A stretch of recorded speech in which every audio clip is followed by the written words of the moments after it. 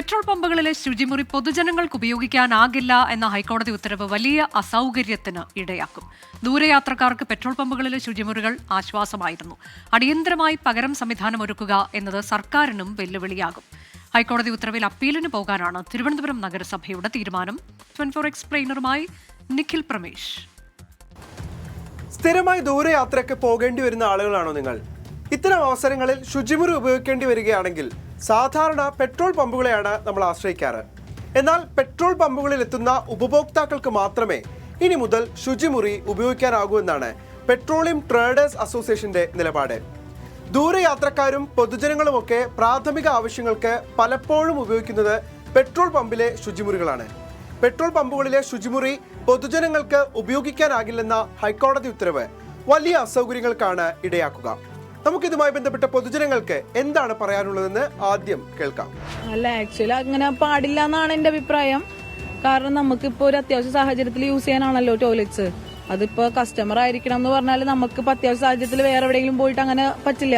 ഇപ്പോൾ പൊതുവെ അങ്ങനെ എല്ലാവർക്കും യൂസ്ഡ് ആക്കാൻ പറ്റിയിട്ടുള്ള രീതിയിൽ വേണം എന്നാണ് എൻ്റെ അഭിപ്രായം. അതിന്റെ ഓണർ ഒന്ന് മനസ്സിലാക്കാം, ഏത് പമ്പിന്റെ ഓണർ ആണെങ്കിലും ഒന്ന് മനസ്സിലാക്കാം. നമുക്ക് സാധാരണ നമുക്കൊരു ഇതിന് വേണ്ടിയിട്ടാണ് നമ്മൾ പോകുന്നത്. നമ്മളെപ്പോഴായാലും അവിടെ വന്ന് പെട്രോൾ അടിക്കും. അങ്ങനെ ചെയ്യുന്നത് ശരിയല്ലല്ലോ. അതൊരു തെറ്റായ സംഭവമാണ് ഞാൻ പറയുന്നത്. ലോങ് ഒക്കെ പോകുന്ന സമയത്ത് പെട്രോളിന്റെ ആവശ്യമല്ലാണ്ട് യൂസ് ചെയ്യുന്ന ആളുകൾ ഉണ്ടാവില്ലേ, അവർക്കാണെങ്കിൽ ബുദ്ധിമുട്ടുള്ള കാര്യം തന്നെയാണ്. നല്ല തീരുമാനമല്ല അത്. അല്ല, പലവരും പല അത്യാവശ്യമായിട്ട് പോകുന്നുണ്ട്. യാത്രക്കാരായാലും ഇപ്പോൾ ലേഡീസ് ആയാലും അവർക്കാണ് മുൻഗണന.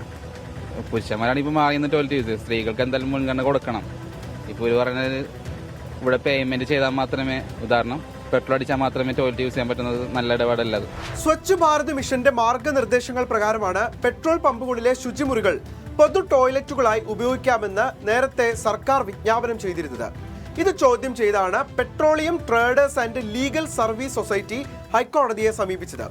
പൊതുജനങ്ങൾ ഇത്തരം ശുചിമുറികൾ ഉപയോഗിക്കുന്നതിലൂടെ ഉണ്ടാകാൻ സാധ്യതയുള്ള സുരക്ഷാ ഭീഷണിയും വിനാശകരമായ പ്രത്യാഘാതങ്ങളും കോടതി കണക്കിലെടുത്താണ് വിധി പുറപ്പെടുവിച്ചത്.